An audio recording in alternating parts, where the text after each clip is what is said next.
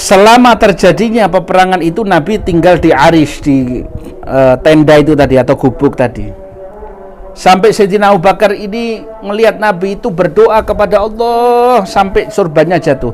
Dipeluk sama Sayyidina Abu Bakar, ya Rasulullah, pasti Allah menangkan kamu.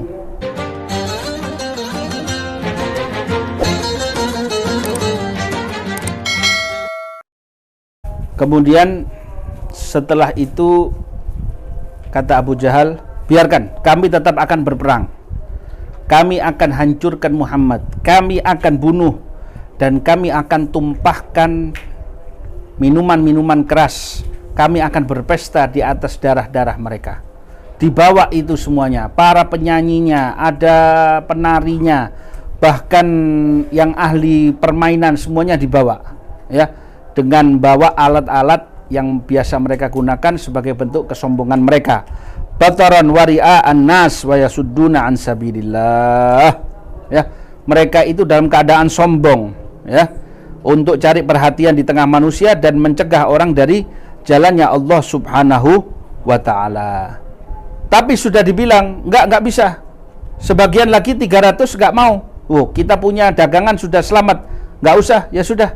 300 kembali, maka tinggal 1000 orang yang berangkat untuk melanjutkan pertemuan dengan siapa? Dengan grup Kanjeng Nabi Muhammad sallallahu alaihi wasallam.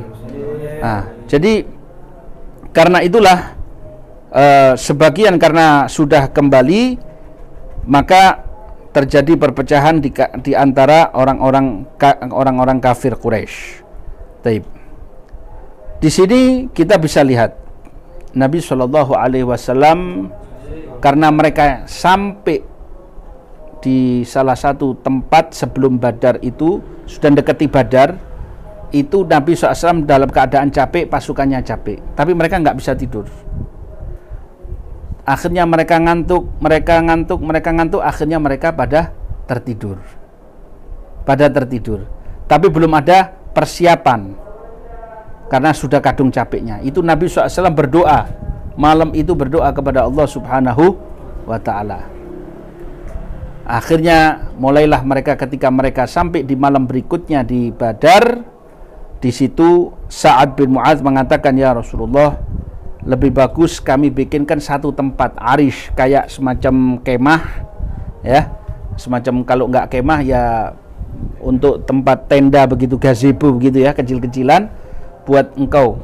Kalau seandainya nanti kami menang, ya alhamdulillah. Kalau seandainya nanti kami kalah, engkau masih bisa menyelamatkan diri, kembali ke Madinah, nanti orang Madinah akan membantu dirimu ya Rasulullah. Kata Sa'ad bin Mu'adz, ya Rasulullah, demi Allah, ini masih banyak orang yang nggak tahu, dikira bukan untuk perang kau keluar ini.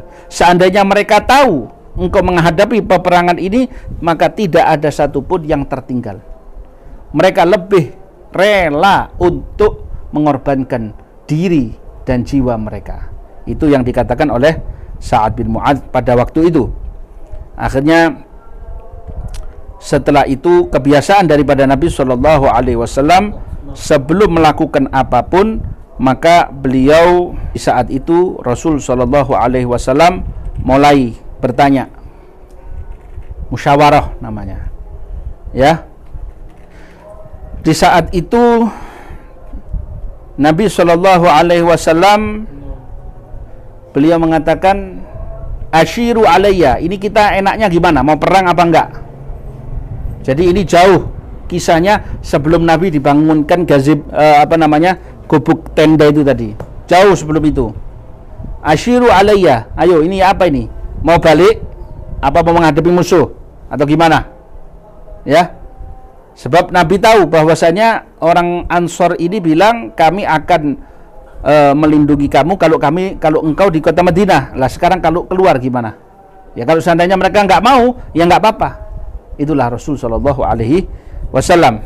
Akhirnya bangun Sayyidina Abu Bakar Siddiq, bagus. Sayyidina Umar ngasih semangat, ini ngasih semangat. Tapi semuanya tetap dibiarkan. Kemudian setelah itu bangunlah yang namanya Miqdad bin Amr, ini dari kalangan Aus. Ya Rasulullah, imdi lima arakallah, ya Rasulullah, berangkat sesuai dengan apa yang Allah takdirkan untukmu, kami bersamamu. Kami tidak akan katakan seperti yang dikatakan oleh Bani Israel kepada Musa, idhab anta wa rabbuk, berangkatlah engkau dengan Tuhanmu. Tapi kami akan katakan, pergilah engkau dan kami akan bersamamu. Engkau berperang, kami ikut berperang. Engkau kemana, maka kami akan ikut bersamamu. Ya Rasulullah, seandainya engkau ajak kami ke tempat yang jauh, barkil ghimat, harus melalui lautan, maka kami semuanya siap untuk melewati lautan ini tadi. Ini untuk Rasul sallallahu alaihi wasallam. Yang penting adalah sampai engkau ridho ya Rasulullah. Setelah, jadi 3 orang ini tadi dari kalangan muhajirin, tapi Nabi masih bilang, ayo siapa lagi? Baru di saat itu dari kalangan Ansor ada yang mengatakan, ka'annaka ta'nina ya Rasulullah, seolah-olah yang kau minta adalah kami ya Rasulullah. Kata Nabi, ya benar. Mereka mengatakan, faqad amanna bik, kami benar-benar beriman kepadamu ya Rasulullah. Kami percaya kepadamu dan kami yakin apa yang kau bawa adalah benar dari ajaran ini, dan kami akan berikan kepadamu janji kami tidak akan melawanmu, kami akan taat kepadamu. Berangkatlah ya Rasulullah kepada apa yang engkau inginkan. Demi Allah yang mengutusmu dengan kebenaran, seandainya engkau ajak kami kemanapun, meskipun melalui lautan, kami akan ikuti. Tidak seorang pun dari kami akan tertinggal.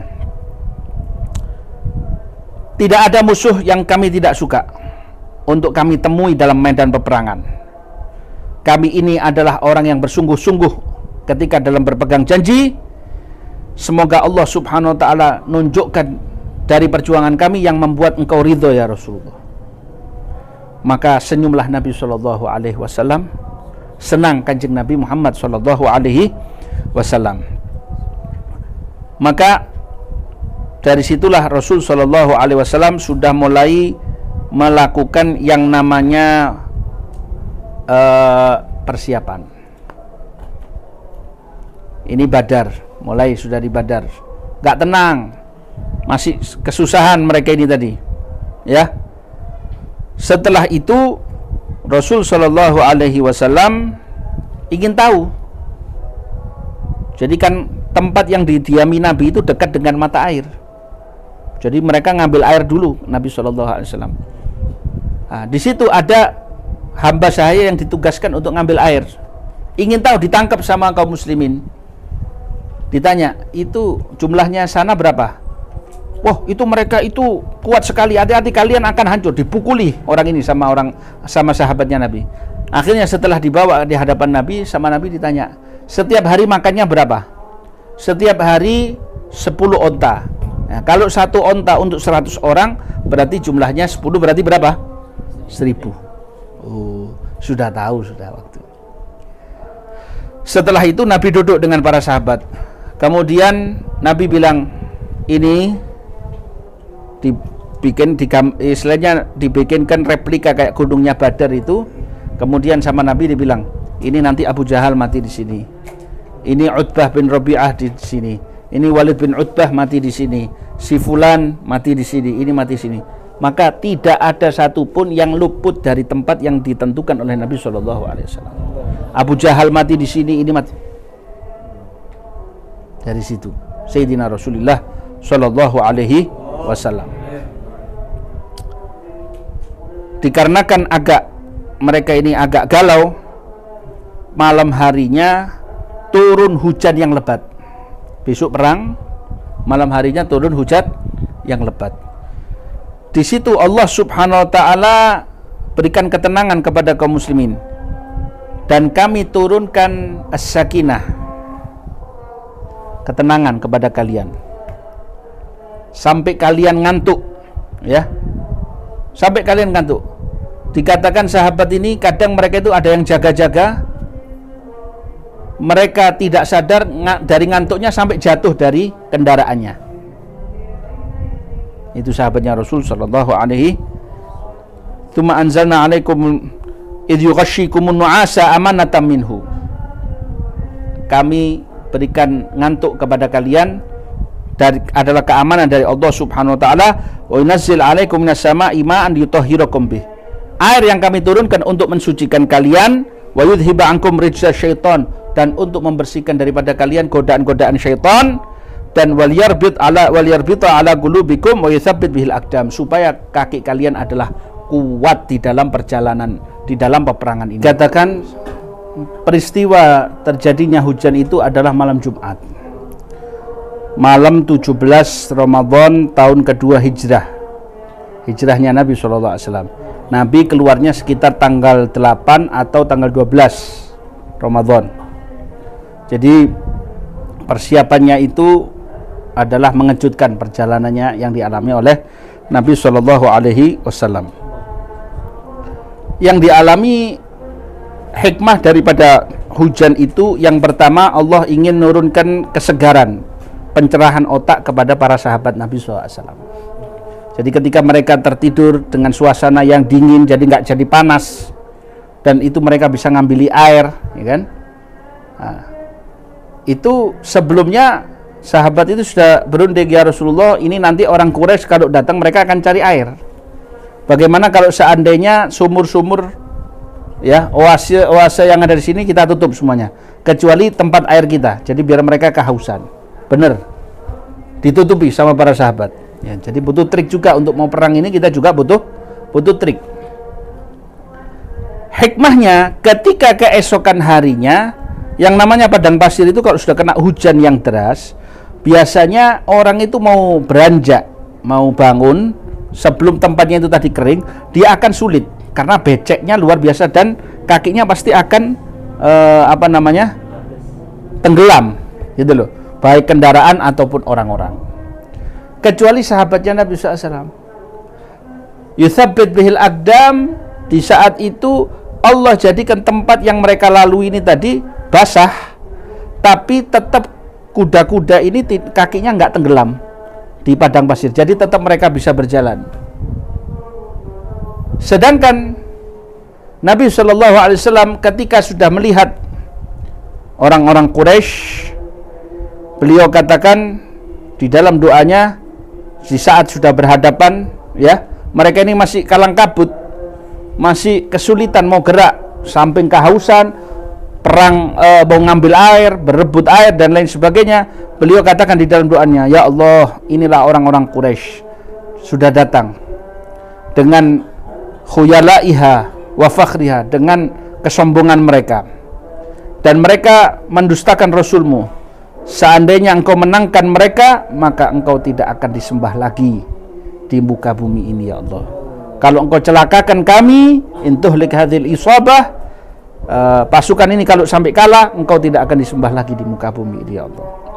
Akhirnya Nabi SAW